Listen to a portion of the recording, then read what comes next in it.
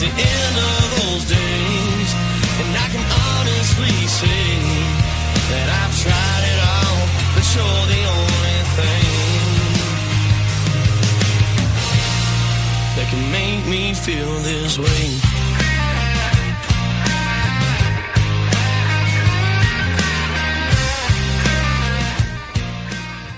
All right, there you go. We're live from Nash Talk, and this is the first interview I've done in actually quite a while. And the summer's gone, officially over, right? And there's a couple of gentlemen here that are joining me. One who's a good friend of mine who's off screen right now, and we're actually at his lair. It's the Gare Bear lair. Yeah, there you go. The Gare Bear lair, the House of Gareness. So he's got all these AKAs and stuff like that. We're in Louisville, right smack dab in Louisville, not outside of Louisville, right inside Louisville. And that's about 150 miles north of the city. I just left Nashville. I was with some amazing people, some amazing artists, incredible talent. And just it was just such a great vibe. I love going back and forth there. And right now I am with Central Kentucky's rising voice, Mr. Dylan West. How you doing, brother? Good, man. How you doing? Give me some, man. All right, good to meet you too. I love your tats. Look at all the ink you got on, man. What's going on? I was just listening to these guys, and let me switch over to comment just so I can see. Oh, this is what I like to see here. Okay, cool. We already got a first comment.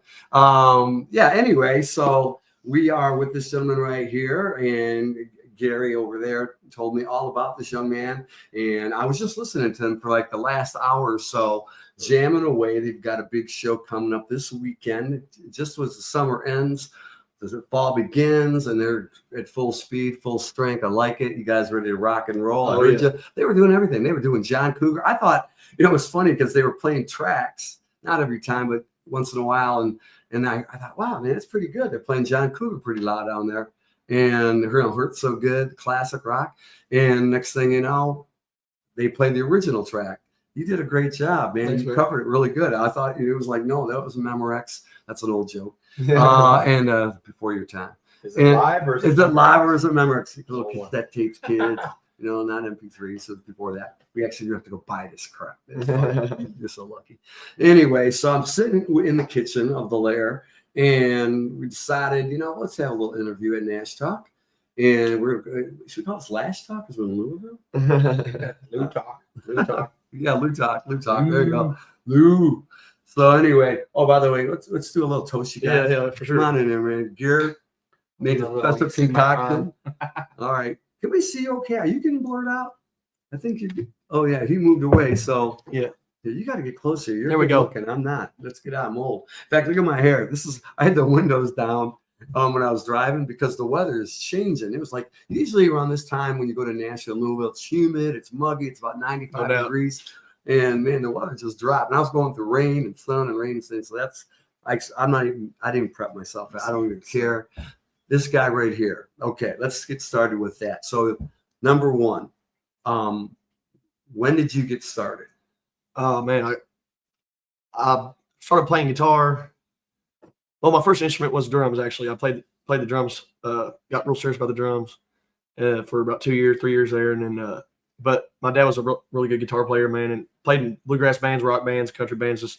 I was always around it when I was a kid. So I fell in love with the guitar when I was about 11 or 12 and stuff. And I was an athlete in school, so I didn't really take it too serious, until I turned about 17, 18, and then that's when I started picking it up and really I was able to understand music more and what how it works and what certain things meant, and that's when I started taking it serious and really applying myself to it and spending time with it.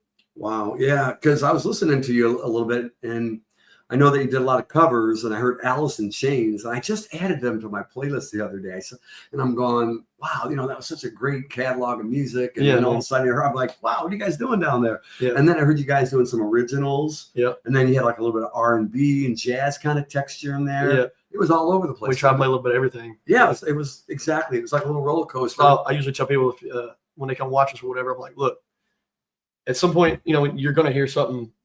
Anybody there, it could be from any demographic or whatever. It doesn't matter. They're going to hear something they like at some point during the night. It doesn't matter what it may not be at the very beginning, it may not be the end. Somewhere in the middle or whatever. But they're going to hear something they like eventually. and I'll be honest with you, I'm very particular about music. I love all genres of music, pretty much all of them. But when, like, as being a DJ that worked with radio and clubs and everything like that, and even private parties, you have to pick the best of the best song, even if that artist has 1 hit or 200 hits, like the Beatles. You can't play, and you can't just go, I'll pick this Beatles song. No, Right. No, you get like 1 or 2 good ones that you can play. Yeah. And you were doing that down there. I was like, one thing after another. I was like, wow, this is really cool. I just opened up. Not, I'm not going in any particular order because we're gonna talk about everything. Trust me, we're gonna get to it all. Oh yeah. And I know it's Tuesday night. A lot of people are probably worn out. People are probably tired. We're a little later in the night.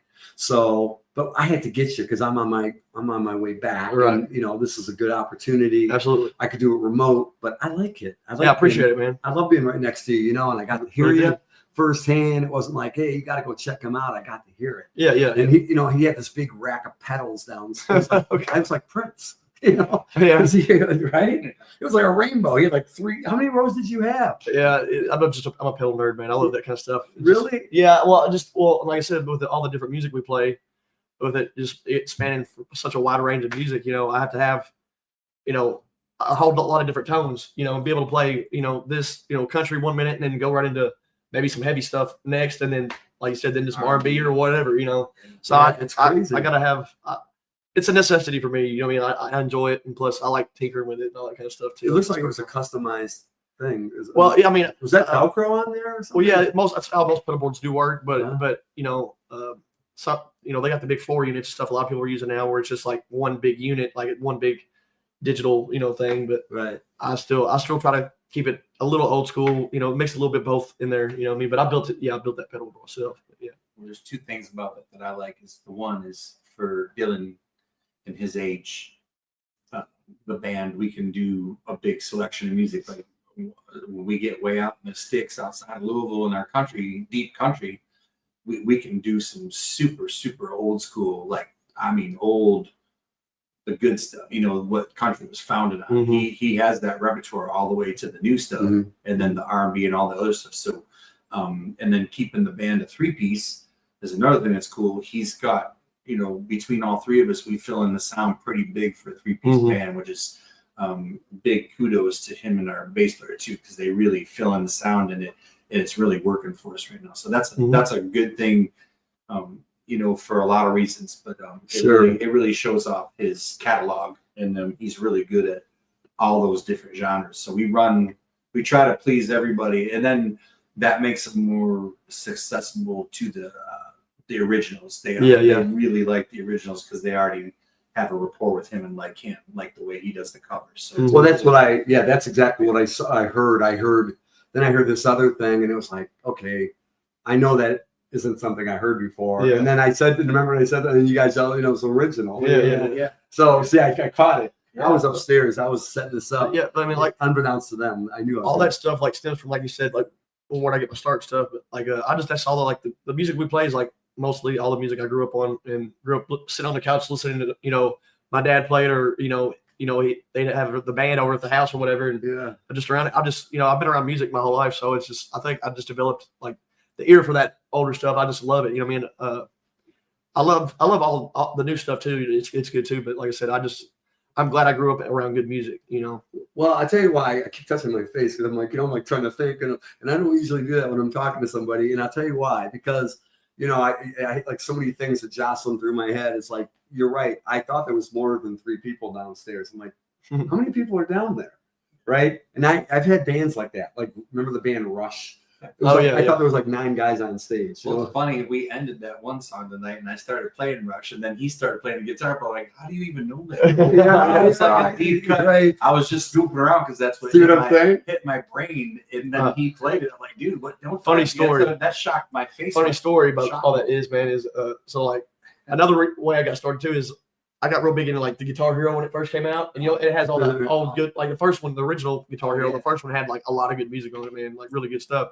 And I got really good on it when I was playing like expert level and stuff. That's funny. And my dad, being a real guitar player, was and hell, I was probably like 7 or 8 at the time. Really? And he was like, "Dang," he's like, "Dang, this stuff's moving fast," And I was like, yeah, and he's like, let me try that shit. So I gave it to him. Real guitar player, And, horrible. And it started going down the screen. He just, every time, like 10 seconds, he just fell. And he was like, what? If you can play that, you need to be playing a real guitar. You know, I was like, all right. And then it wasn't probably like a year later. We was out and about one day, and we just stopped in a random music store, and there's this other younger cat, you know, around my age, probably 13 or 14, a little bit older than me, but 13 or 14. And we walked in, and he was over there playing like AC/DC, stuff like that, on like a little SG, and, you know, Right. in the music store.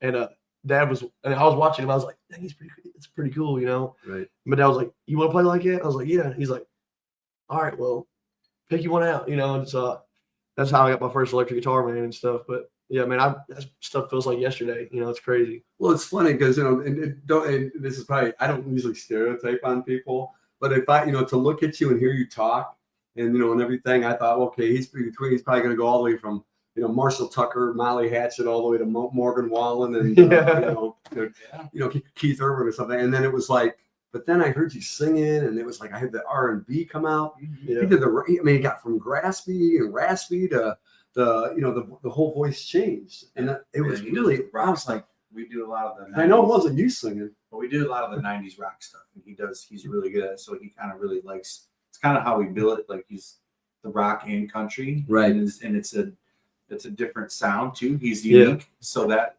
helps us. Like, because he does have a unique tone, and he's got the talent, so that's another thing that sets us apart, because no one does it like that. Very impressive. And he can do all very that stuff. impressive. Yeah, I was like, yeah, it blows my mind. I wouldn't have done this if I thought you sucked. You know, I shouldn't say that, because there's people that go, how come you hasn't called me? Yeah, you know, I'm sorry, you know, yeah, you know, not on Nash Talk. you know. I don't even care. You know what I mean? Because, you know, here's the thing. I love good people. I love good music. That's it. Yeah. And I, you know, being a DJ, being a songwriter, being a, you know, my days are gone. I mean, I was like, I can still sing. And then I'm like, you know, I'm hitting this, you know what I mean? And then, but so I love the fact that, you know, when I do what I do with this, it's a conversation. I tell people, I go, well, what can you say? What can't you say? Anything you want. Can I light a cigarette? Can I smoke? Can I have a drink? You can do whatever you want. Right. Coffee, latte, whatever the hell he just made us. What is in this? It's thing? good. I love it. Tell us. It's a foo-foo drink, but it's peachy. It's peach wine with a Red Bull and peach schnapps in it. Did you get that? And usually I put a little peach Izzy, but I ran out of the Izzy Fizzy. It kind of waters it down, so it's not just all boozy. But yeah, it's a cool little summery little number. Summery drink. Foo-foo little girl. It is a girly drink. It'll get you where you're going. You know, I always tell them too. I go, give me the girl drink. It's a good sip. I don't care. You know, I used to say anything but tequila, but that doesn't work. So anyway, God, how come I got convertible hair? I think your hair looks fine, man. Yeah, I don't care. You know, I guess I still have it. No homo. No. So okay. So what drives? Okay, here's a question I'm going to ask.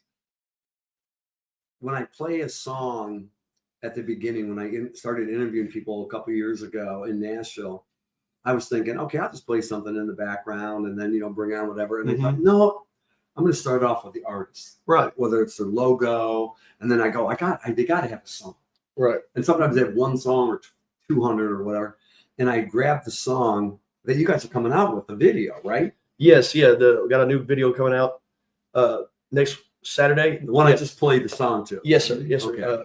We'll end with that too. September 13th, it'll be out. I'm looking forward to that, man. It turned out really good. It's called.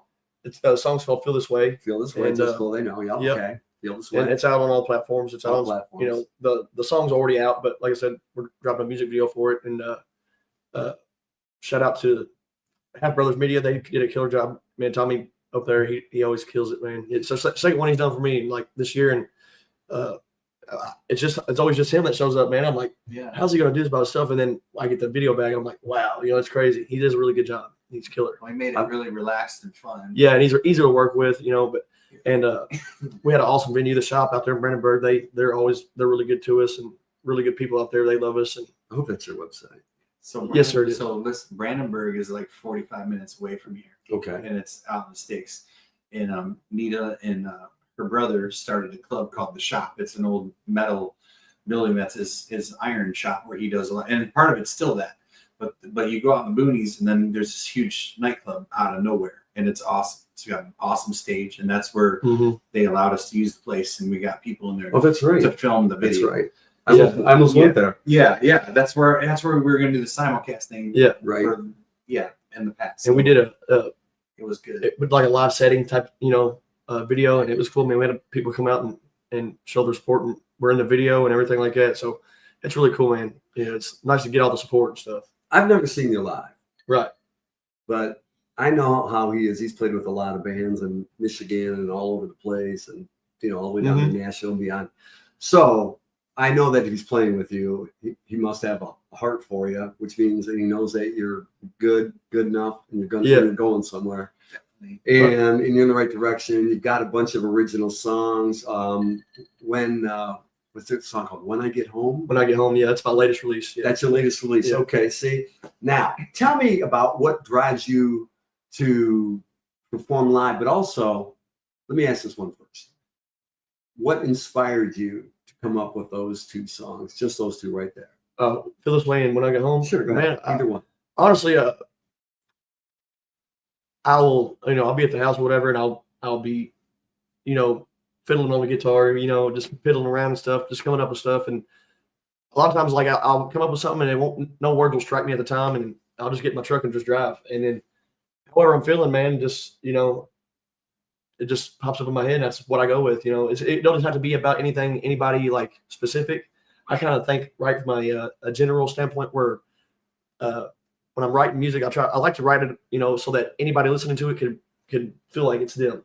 In that situation. Yeah, very relatable. Yeah.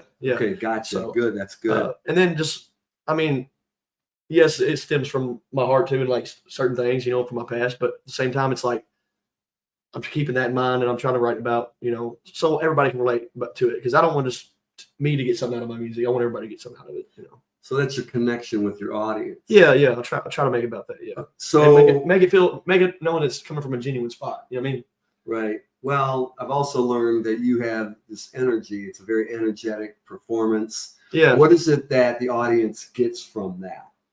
Oh, well, in a live setting, man, like I said, we just get in a groove, and it's just once we get in that pocket, it ain't no telling what we're gonna do, But that's what I love about it. And what's crazy is we're both perfectionists, and he's that way, and he just puts his whole I tell people this for years. I only know how to do music one way, and that's to put my whole self into it. More like we let the audience know that they know that we're there for them.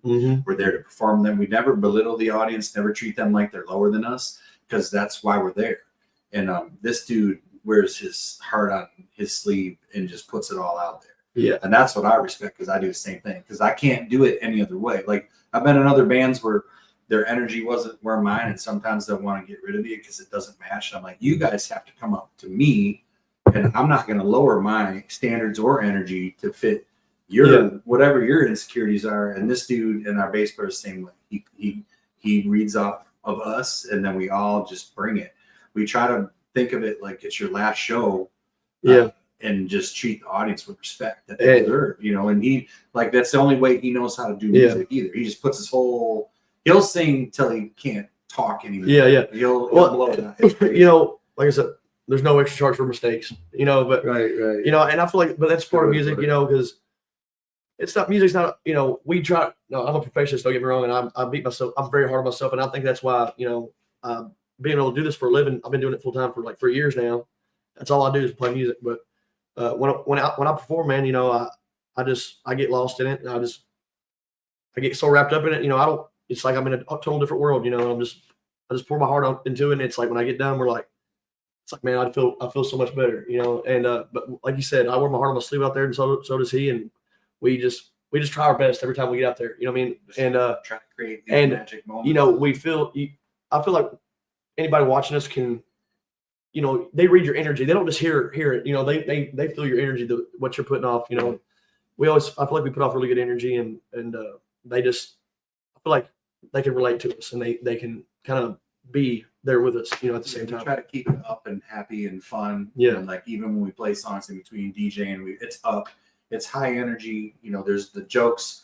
We do the entertaining part. You know, he does all the funny dad jokes, which is hilarious, and I do the really stupid dad jokes to purposely be really dumb, stupid, just to laugh at each other. And, and if anybody's getting too serious, we make each other laugh. Like, that's you cool. know, that's the fun thing. We're all having a good time, and we want our people to have a good time. Yeah, and that's genuine, and we don't fake that. And you can't, like, there's some people that just can't fake that and do it any other way. So that's the great chemistry we have between the three of us.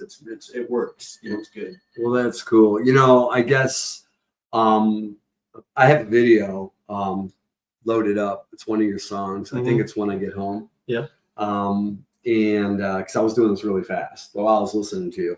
Yeah. But I wanted. I guess I'm gonna ask you a couple more questions. Yeah, go ahead. Before I do that, and you know, it's like, what do you want the people out there that have never seen you? You know, like, you know, hey, when you come to my show, this is what you're going to get, which you kind of already just described.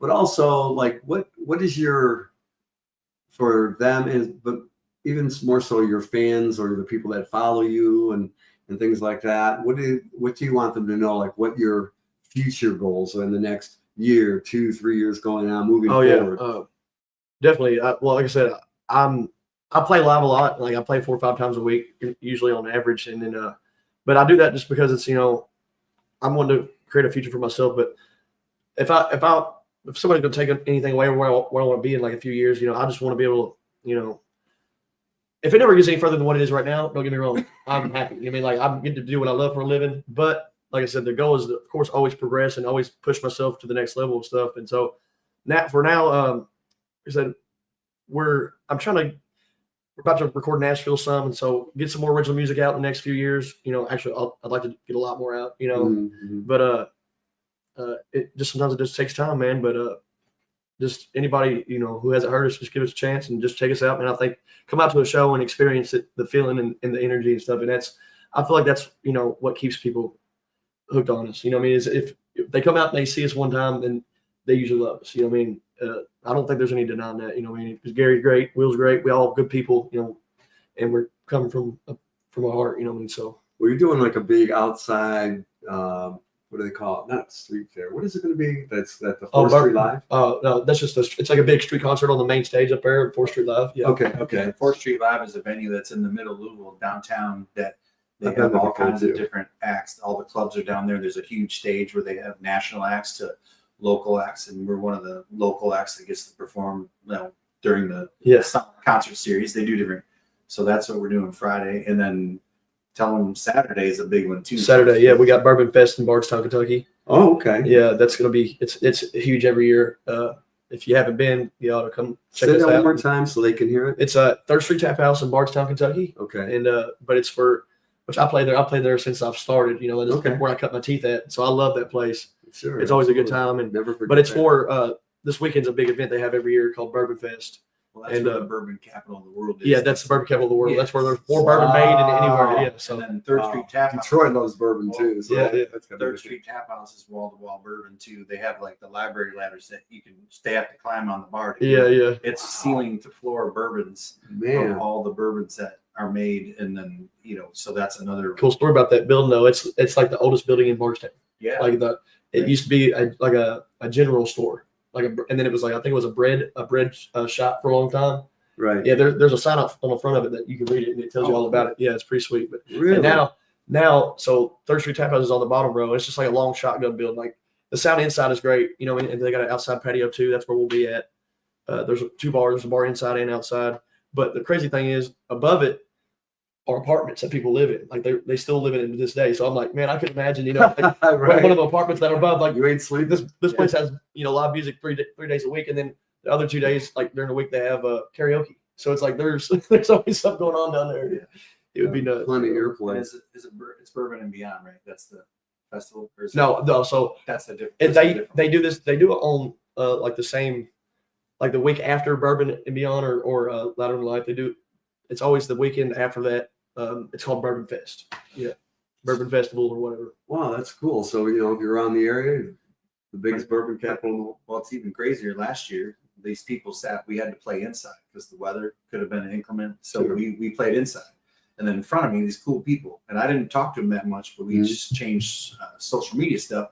And it comes out, they were from right in Davidson, Michigan, dude. And they went to school with people that we graduated with. You know, they knew. So they're coming back. They go every year. And they bring it to Michigan. So there's people that come to this thing from all over the country because it's a big deal. So I had Michigan people sitting in front of us the whole night. Didn't even know it till afterwards. And now the cool thing is they're coming back this year. And they're bringing some of my schoolmates from where we're from. That's another reason I love playing at that place is because every time I play there, and I'll probably play there, more times than I can even think of or count, you know. Right. But every time I play there, man, it doesn't matter if it's a Thursday or a Friday or Saturday. It would be any time.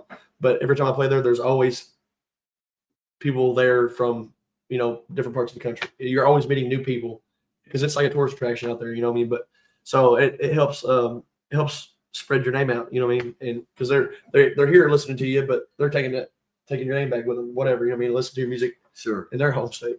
Wow, that's cool. Well, I'll tell you what, before I continue on asking a couple more questions, because we're not going to stay super, super late. We're going to get it as much as we can in, because I know it's a late night and you guys both, you know, we're down there rehearsing like crazy. It's like, wow, they're still going. Let me play this video. I got it right here. Let's see if I can do it.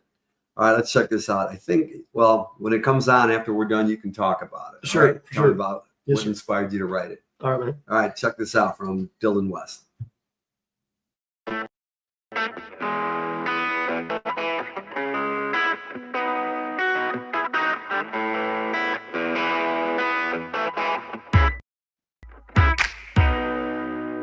Been another long night driving south 65. The road's been wearing on me. Called you on the phone, told you that I'm coming home. Just took exit 91C. It's been too long since we've been alone, and I know that you'd agree. But girl, I'm almost a railroad drive, so leave the porch light on for me. Yeah, when I get home, I'm gonna take my time. I'm gonna show you how much that you've been on my mind. We'll turn the cell phones off and dim down the lights. Yeah, when I get home, I'm gonna take my time.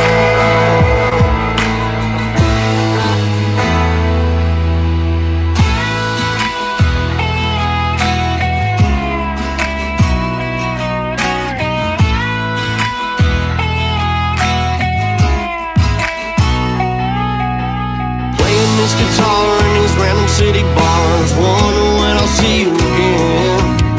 Wishing I was home, loving up on you, and I'm staying at the Holiday Inn. Well, I had some fun, but now I'm on the road back home to my best friend. And tonight we'll get it right when we turn out the lights. Gonna show you why you love me again. When I get home, I'm gonna take my time. I'm gonna show you how much that you've been on my mind. Turn the cell phones off and dim down the light. Yeah, when I get home, I'm gonna take my time. Loving you tonight.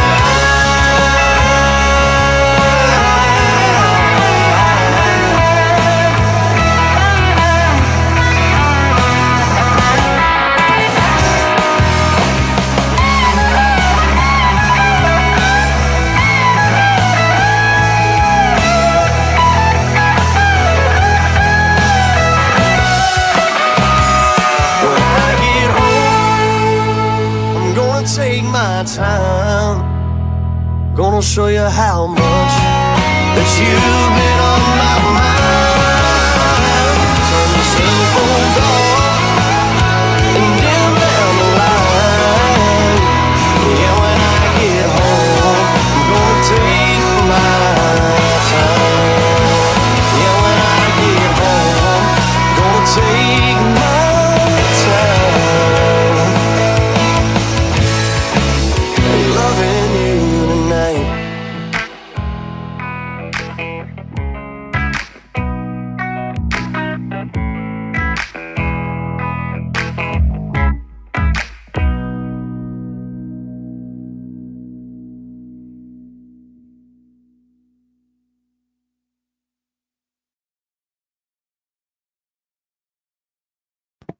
Yeah, turn the mic back on. Turn it back on because you could hear it's probably talking in the back, so I had to kill the mic. But yeah, we're like, I was getting ready to break out of like after the first verse, and they went into a little bit of a. Then it changed, and then the bridge, and the guitar solo. I'm like, now we're just gonna play the whole thing. It was good. It was really good. It sounded. We're listening to it through a Bose speaker right now, and he was looking at my mic. I goes, that sounds pretty good. I go, no, but you know what? I really like it. It was very clean. Who did the production for that? That was from a guy named Alex Speller out in Lexington. Oh, really? And, that was clean. Just from my home studio. Yeah, it's very clean, very well done. Me and him, we did 3 songs together, and he was, he worked 3 songs for me, and he does a good job, man. He's easy to work with, and throws out ideas at you, you know what I mean? And y'all just kind of, and he's really easy to work with, That's what was the main thing, and he takes his time, you know what I mean? Because it's just him both. So that wasn't no big like major production thing or nothing. That was, like I said, just me and one other guy in a home studio. So yeah. Well, it's funny because the whole time you're not even looking at the camera. You're just into your own thing. You're singing in solos and whatnot. And then he turns and looks at the camera. That was a money shot right there. Right. I'm looking at Gary. But it was like, that's your connect moment right there with the audience. I like that. It's like when they did that in the movies. Remember that? Yeah. I love that kind of stuff. Anyway, so what's that about for you? What inspired that song? Honestly, I was just got done with a gig one night, and I was on my way home from the gig, man, and it was like last gig of the week or whatever. And like I said, I play a lot. I play so much, and some of the places I play, 2-3 hours away sometimes, and I was just on my way back from a gig, man. And I just got this little melody in my head, and I just was like, you know what, like I'm in the mood.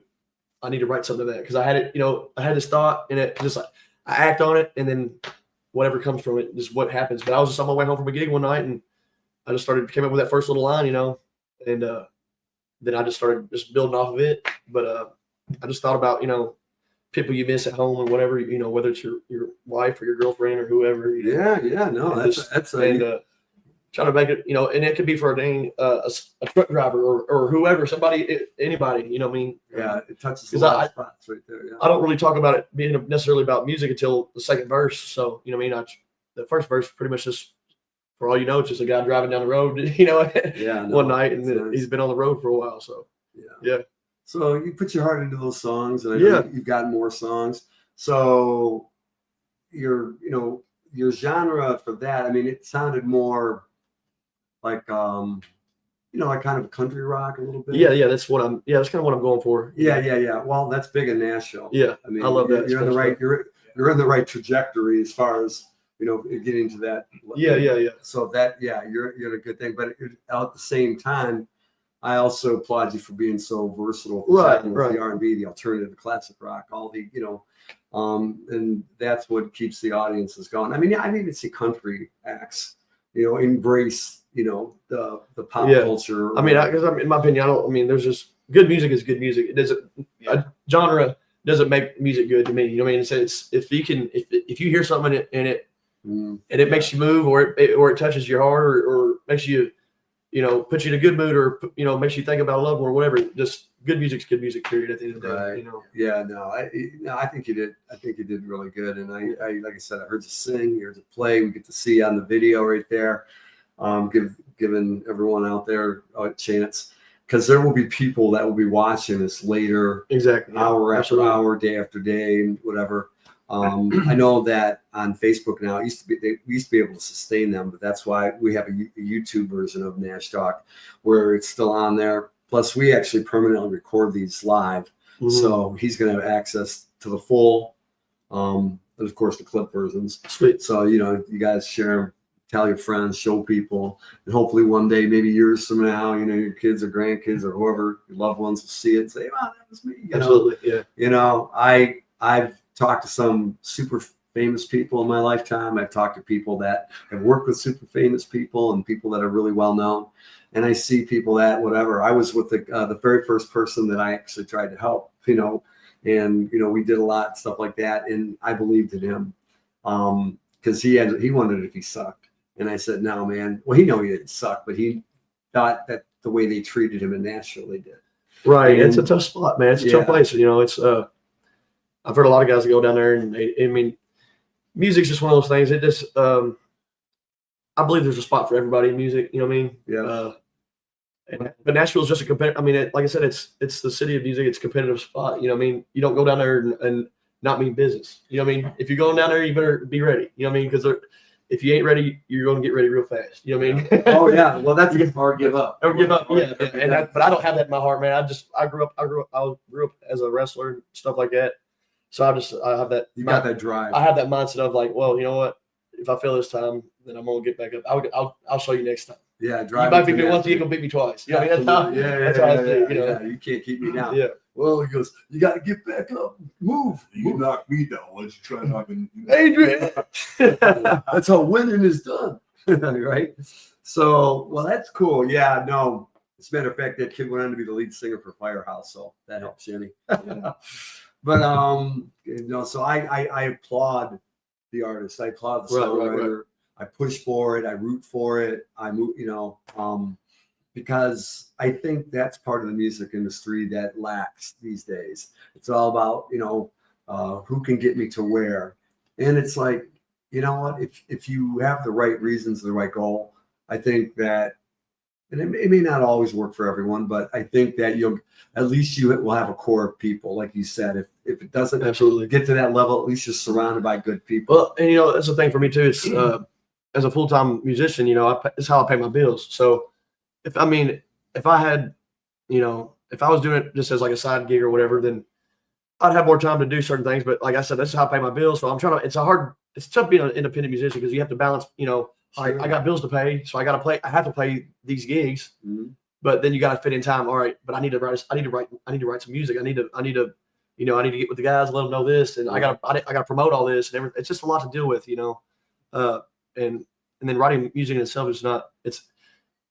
I wouldn't say it's necessarily hard, but it's frustrating at times because it's like you get writer's block, and then you write half a song and then you put it in your notes and you just leave it there, and then you may not finish writing it till months later, but it's just part of it. But I hate writer's block, man. It's handling 20, 30 years to write. Forgive it. Even if you don't know me. Heart of the Matter. Heart of the Matter. Yeah. It took 30 years for Don Henley. Is that right? I got the call And today. that song, that's one of my jams. So there's no Love that time song. limit on it, but It's a great song. if it takes Don Henley Love that Eagles, 20, 30 man. years, then you're good. You're okay. Year and a half. You know what's Love the funny? Eagles, man. I took them for so for granted when I was a kid, and I had the greatest hits. Yeah. One of these nights, and it wasn't my favorite song. One of these nights, I love that song. But then all of a sudden, it grew on me, and then next thing you know, I got the album, and I heard today, "Take It to the Limit," and you hear, sweet, they're all fighting Man, to hit a higher The note. thing about the Eagles, that's what Eagles are probably my definitely top 3 bands of all time. Man, I love the Eagles. Everything they have is just musical, and every musician in that band, even to this day, are like monsters. legends. They're just monsters, dude. I'm like, holy crap. Super group. They were considered a super group. They were considered either rock and roll or country, so they became like a country. Yeah, exactly. Nobody man. knew what to call them. But one of these nights, man, that's a hell of a song. Man. I love that song. It gives me when that solo breaks out. They Couldn't do any wrong. They Their albums kill me couldn't on go that, man. Life in the Fast Lane. Yeah. Hotel Joe, California. That's one on the Joe list. Walsh. The dude, that's one of the ones we were gonna. That's the bomb. I used to work out to that. Hell yeah. Was that Joe Walsh? Well, that's Joe what's Walsh funny. is a What's hilarious too, is like the guitar riff. That's what's crazy. Like his age, like some of the song choices he'll pick is like really cool because it's like it's exciting because it's like ones that I wouldn't think he would even know, let alone pick. And then it's fun for us. That's a great being shortcut. I'm gonna tell you that right being now. the senior guy in the band, going through like it's cool. He's picking some stuff that was cool for me, even in forming my. Well, it's because you're literally my dad's age. Like you and my dad are the same age. So like I grew, and my dad didn't listen to all like the like all the new stuff. Like when I was growing up, man, my dad had a Hank Williams Jr. CD, and Eagles CD, Bob Seger, just all that Leonard Skinner, and so all that stuff is like It's good stuff. that's what like I feel. That's what I grew up on. Like it's kind of old, so he's got a musical. definitely. I feel like I was definitely born. That's As perfect. yeah, so Yeah, 'cause I love that old stuff, man. You just can't. They'll never ever be able. I wish I could bring it. You could bring it back, and I'm trying to do that a little bit, but man, it's just hard, man. Those guys were good, man. It was really good stuff. There's a lot of people. You'll see that in Nashville, like all those bars are packed with people that want to hear stuff that's older than the people playing it. Oh yeah. That's crazy. Unless you go to the DJ parts, but other than that, no, the main spots are all jammed up. You know, Merle Haggard. I mean, I don't even want to hear Bohemian Rhapsody anymore. If I hear Freebird one more time, you know? Funny story about that one is, so obviously you always get heckled in bands, and that's one everybody gets. Freebird. So Dylan's like, you know what, dudes, we're gonna learn that, and here's what we're gonna do. We're not just gonna learn it and do it. We're gonna go ham on it. So that's one of our $100. You know, we make sure somebody's gonna pay for it first. Right. Yeah. The funny story about that, man, is like we go nuts. we were playing all these gigs out at Stagger Inn in Lexington. It's like a college bar, and every night, all night, the youngins were calling. there was all these college, Right. they're hammered. And they're Skinner. between every song, Freebird, Freebird. I was like, all right, that's $100 song. I said, I don't care if everybody in the room, got us $100 and puts it in there, Yeah. but we're not playing it until there's $100 in there. So, but we had never played it as a group, and I got to talk to the guys. I was like, we should probably rehearse that and go ahead and learn it, because I'm telling you what's going to happen. I'm going to say that one day, and then sure enough, somebody's going to throw $100 up there, and then we're going to be like, shit, Right. I said, at least I need to learn it, for no, And they have. so then we rehearsed it, learned it and rehearsed it a few times and stuff, and then sure enough, it wasn't like a couple gigs later, somebody did do it, and I was like, see, I'm so glad that we did Chance that. favors What's funny though Yeah. is like we'll take it, we'll do the original part, and then it breaks down the fast part and the ending. Mhm. We just this dude goes crazy. Well, he does all the crazy guitar stuff, and then we're just going ham. Like I'm playing as hard as I can. Will's just strumming his ass. Like we take it and make it a big production. Like do the big rock ending and go just stupid nuts, like way over the top than you should.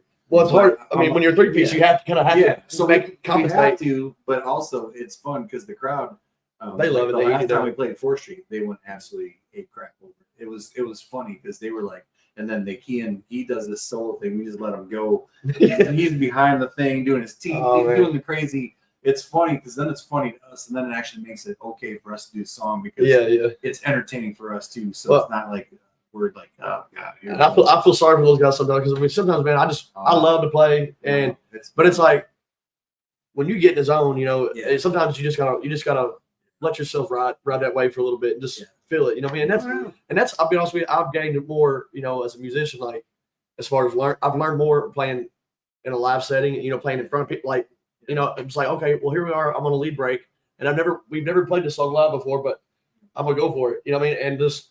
And then sometimes you ace it, and then sometimes you might hit a few little, wrong notes, but then next time you play, you're like, I know when I'm playing here, I don't need to hit this. I don't need to be a half step right down here. I need to be up here with it, whatever on this string. And it's I've learned so much from that kind of stuff. And that magical moment. Exactly. We create a magical moment, a rock star crazy moment though, and making fun of ourselves and the song and just blowing it out. Like, all right, if we're gonna do this thing, we're gonna go above and beyond and make it crazy. Right. But it works. It's really entertaining and it makes it fun. So you're not like the 3-piece thing is fun to me too, because I've had to find ways to do certain things on the guitar that allow me to be able to play 2 or 3 guitar parts at the same time. You know what I mean? Right, Hotel California, for instance.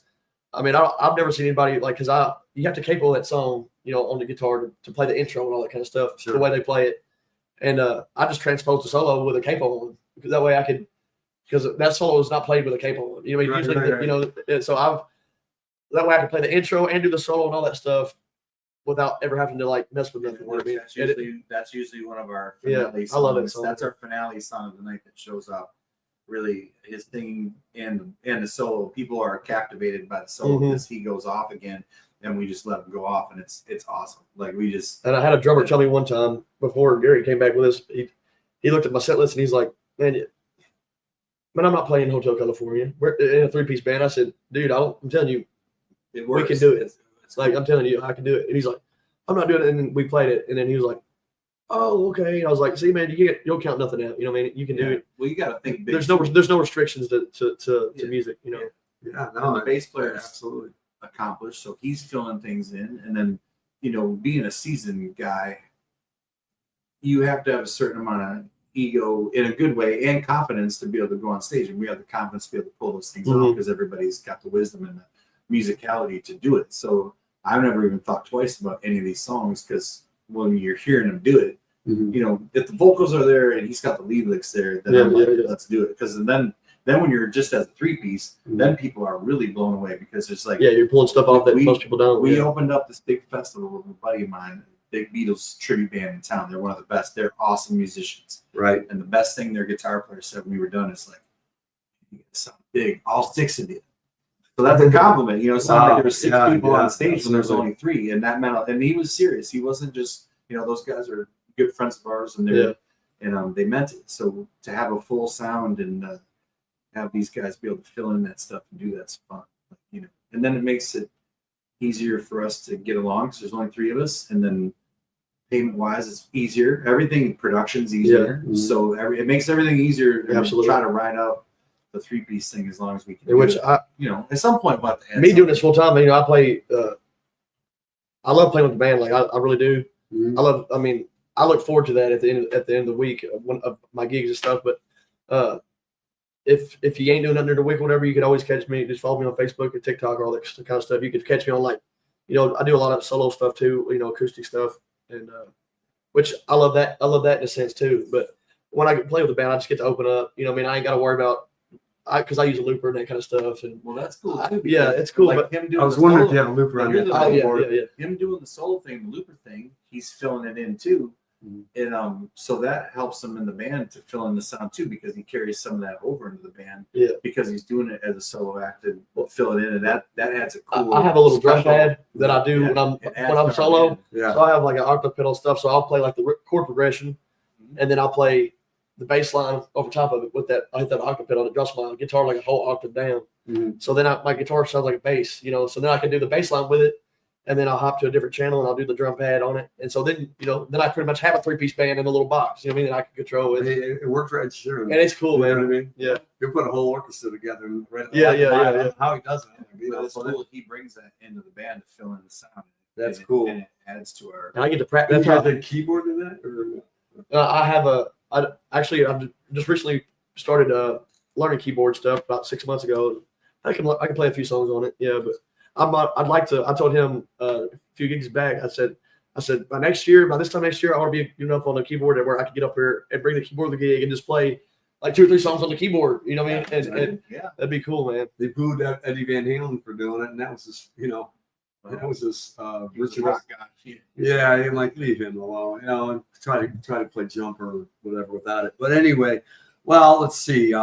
We've covered where you're going to be playing. We got some of your songs, shown a video. If we don't cover anything in this interview or whatever that you'd like to know, Show, bro.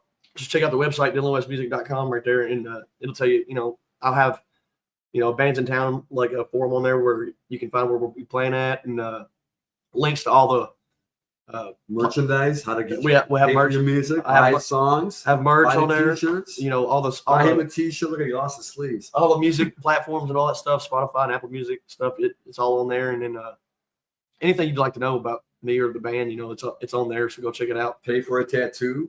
Yeah, we need Show him some of your. It ain't too bad, man. I Look at that, man. mean, it's all right, but It's I time need to to get it grow- filled in. You know, The sleeve. He's putting the sleeve get it filled together. in, but no. Gary, I don't know what he's got back there. One's a couple things. One's a pregnant hamster, and what's the other one? yeah, that's it. Yeah. Oh, But another thing exciting about the band coming up is so some people that know me, I mean, obviously you know this, but Yeah.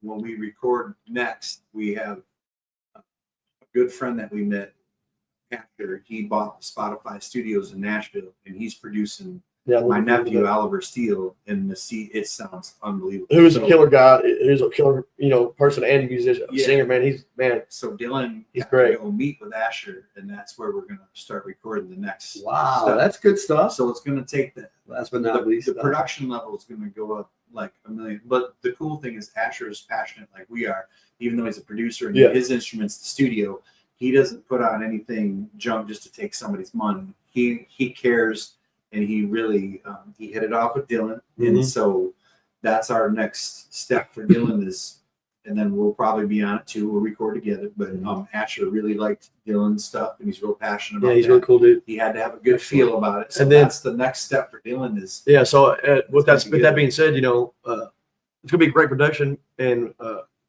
but with like I said, you pay for what you get. So it's gonna be a little bit more. But so with that said, if anybody's, we're looking for sponsors. If anybody be interested, and then like I said, it's I got different tiers and stuff that would come with that. You don't have to necessarily, Don't be shy. Tell them. you don't have to like spend a whole bunch of money. There's different levels you can spend. You can spend 200 or 6 or whatever. You can spend however much you want or whatever. But there'll be different levels to it stuff. And we'll be, I'm gonna have a banner made up with, it says, thank you to our sponsors, and I'll have everything added to like our social media flyers and any type of advertisements like that.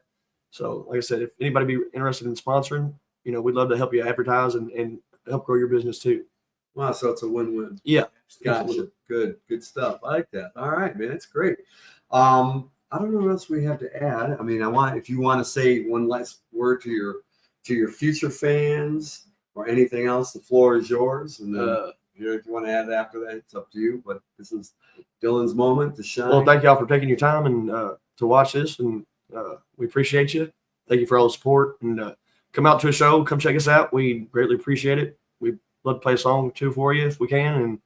And thanks to Gary, man. He's a badass drummer. Check him out. Canopus Drums. Check him out. He's a endorser for them. That's their badass drum company. He's killer, dude. And just thank you to all my support team, and thank anybody who believes in me and is here on the journey with me. So thank y'all. And we'd like to thank Chris, Anthony. Thank you for having brother. us on Oh, National, man, anytime, brother. This thing is really blowing. I'm really proud of you and everything you've done with the show. Thanks, brother. Appreciate you too, man. I love you, man. We know that. Yeah, man. Well, I'm glad I met you, man. You're Sure, no a doubt. nice young man, very well spoken, very versatile. I love learning people as I'm going along. Just when I think, well, maybe I know enough. No, you surprised me, and I hope you surprised a lot of people. Were sharing this stuff out there, and more people can share it. So even though it's late night, and there might be a few hundred people watching it by midnight, it turns into a bigger, better thing. And if a good chunk of you can support the band and Dylan by coming to see a show or supporting them online, Or better yet, just if you want to support us, just listen to our original music. Go check out, it's right at the tip of your fingers on your devices or whatever. Just get on Spotify or get on social media and give us a follow and check us out, man. That'd be great. And the new video next weekend. Wow, congrats. Yeah, don't forget about that. Yeah, it's really good. I'm looking forward to that. What's crazy is we feel the vibe, like the Kentucky people when they get behind something. It's a lot like Michigan music fans. I'm serious. They're very close. Like Michigan people and this Kentucky family here, when they get into somebody and they like somebody, they go balls to the wall forward, and it's starting to happen for us. We feel the energy, the mojo. So people here are really starting to notice Dylan a little more, and we feel it, and it's exciting, and it's just the best. Some of the best people you'd want to come to your shows and supporting you too. So the love goes both ways. I get to see that happen too. I'm in it, but I get to sit back and watch it happen too, and we feel that that momentum starting to really hit. So it's an exciting thing to see. Absolutely. Dylan's a great young artist. He's got a lot of He's ahead of you. Yeah, man. It's really. I'm trying not to take it for granted though. I'm trying to, try to hustle, man. Trying to get it while I can, because I know it's time. It just each year, I feel like, like I said, I'm still young. So I'm just 27, but still every year, man. It just like goes by. Goes forward in 98. I've already noticed though, man. I've already noticed that every year it starts going by a little bit quicker. I'm like, oh shit. I'm like, gosh dang, man. Like 10 years. Like slow down, Yeah. Damn, you gotta slow down, man. You're killing me. You know what? All right. Well, listen, I'm gonna wrap this up, but thank you, Gary, for being back there. But this guy right here, one more time, I got to give it to Dylan West, everybody. And I'll just leave with this. You guys can stay on screen. By the way, the guys in Nashville I met at the Vinyl Lounge. Wayne from Element 117, the guys from the Tennessee Mob or the Blues Mob, you guys, all of you, and there's a whole bunch more. I will be interviewing randomly and remotely from Detroit, the Motor City, from a studio that we put together the last 6 months. And I will be returning to Nashville later this year. But in the meantime, come on out, bring your best stuff. We've got some really major artists that have come on to the Nash Talk page, and we're trying to support everybody, get everybody to network together. It's a family, That's what it's about. and that's what help the little guy get up or girl, and vice versa. And it's going to be a nice family feeling. It isn't just about me. I mean, I'll share podcasts. I don't even care. Everybody needs to win. I know people are afraid of this and the oversaturation or the AI.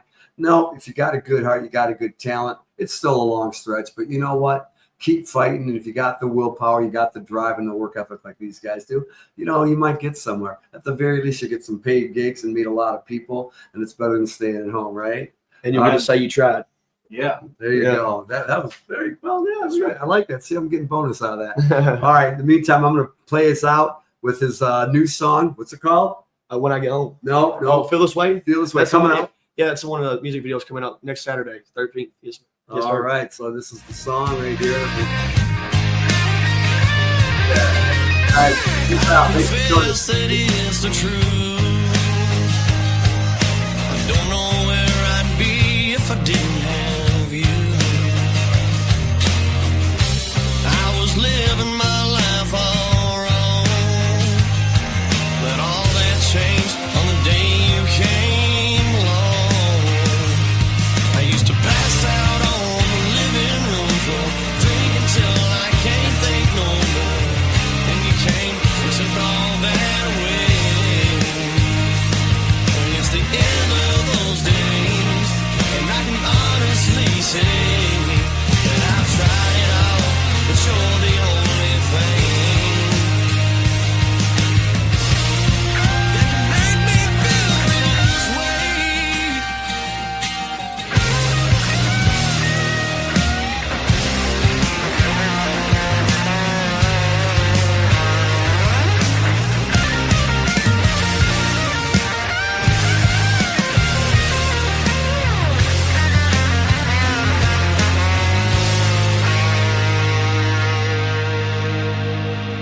Used to pass out on the living